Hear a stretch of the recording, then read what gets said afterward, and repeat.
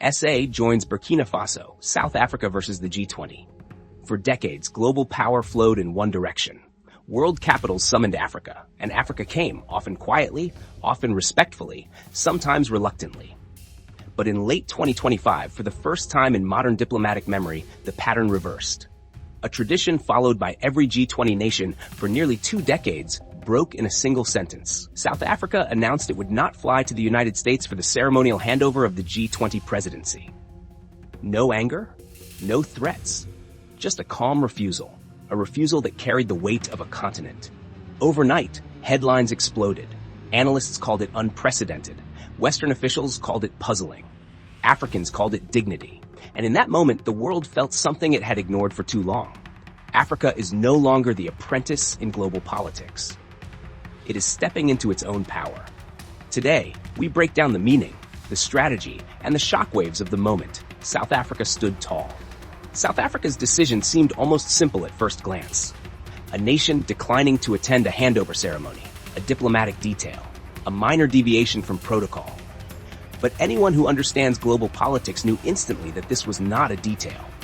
It was a declaration. For nearly 20 years, the tradition was unquestioned. When a G20 presidency ended, the outgoing leader traveled across oceans to hand over the symbolic baton to the incoming host. It was a gesture of continuity, respect, and unspoken but real hierarchy. Africa had always played along. But this year, Pretoria declined. Officials announced that the handover would happen on South African soil or not at all. In their words, we are equal partners, not subordinates who perform rituals to please others. That sentence shattered a quiet, centuries-old expectation that African states must adjust themselves to the rhythms of distant powers. But the shock did not end there. Days later, the United States made a move that surprised even veteran diplomats. Washington announced it would not attend the Johannesburg G20 summit. Not the president, not the vice president, not even a mid-level envoy. The message, intentional or not, was unmistakable. Africa noticed. For many on the continent, the absence felt like an insult. Comments flooded social media across Nigeria, Zambia, Ghana, Botswana, and Rwanda. Why is Africa expected to travel across the world when invited, but the world will not travel to Africa? Why is Africa treated as optional, irrelevant, secondary? Yet South Africa's reaction stunned the world even more. There was no outrage, no defensive press conferences, no bitter speeches. Instead, Pretoria issued a single poised statement. Attendance is a choice. Respect is mutual. We will not chase anyone. That calmness, that unshakable composure signaled something profound. African diplomacy was no longer reactive. It was self-assured, strategic, centered. The world expected emotion. South Africa delivered maturity. And then came Donald Trump. Speaking to supporters, the former U.S. president publicly questioned South Africa's qualifications to lead the G20. Then he repeated a sentiment many Africans had not forgotten, his old remark suggesting Africa needed recolonization. Suddenly, history resurfaced. Old wounds reopened, and across the continent, a new determination took hold. African youth responded not with despair, but with a rare and powerful unity. They saw Trump's words not just as an insult, but as a reminder of why self-reliance matters. His comments awakened something in millions, a belief that Africa must rise, industrialize, unify, and refuse to be spoken down to. South Africa, in turn, did not respond to Trump directly. They didn't need to. Their position was already clear. Leadership is earned through action, not granted by Western approval.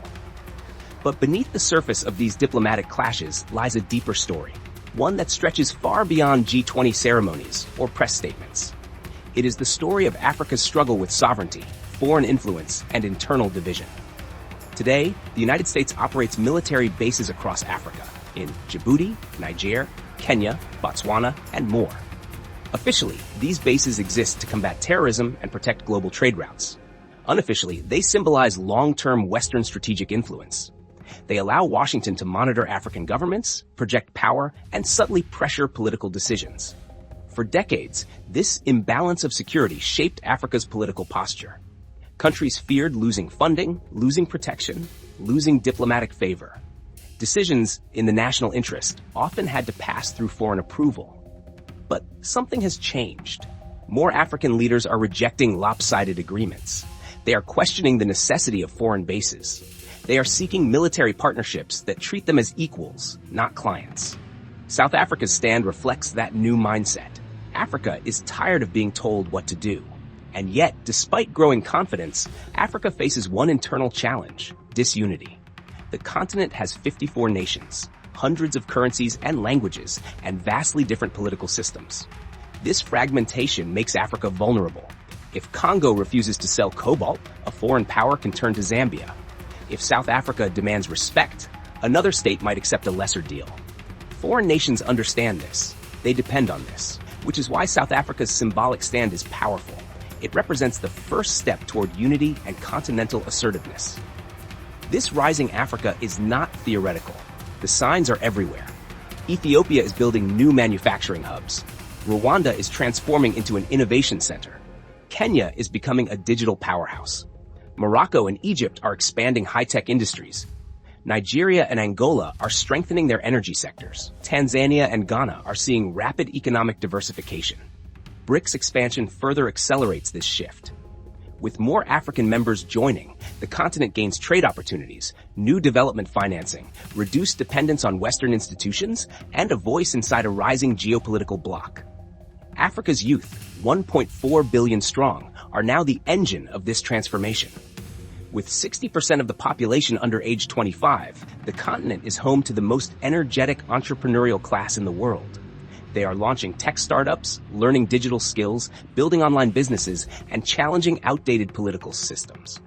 South Africa's refusal to travel for the G20 handover resonated so deeply because it symbolized the mindset young Africans now hold: dignity, self-worth, and a refusal to accept second-class treatment.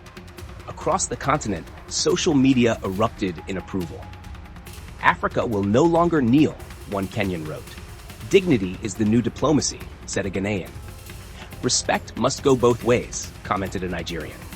This moment captured something bigger than a ceremony. It captured the beginning of a continental awakening. Africa's sovereignty is no longer just a political concept. It is a psychological revolution. It is a generational shift. It is a declaration that Africa will shape its own future, economically, politically, and strategically.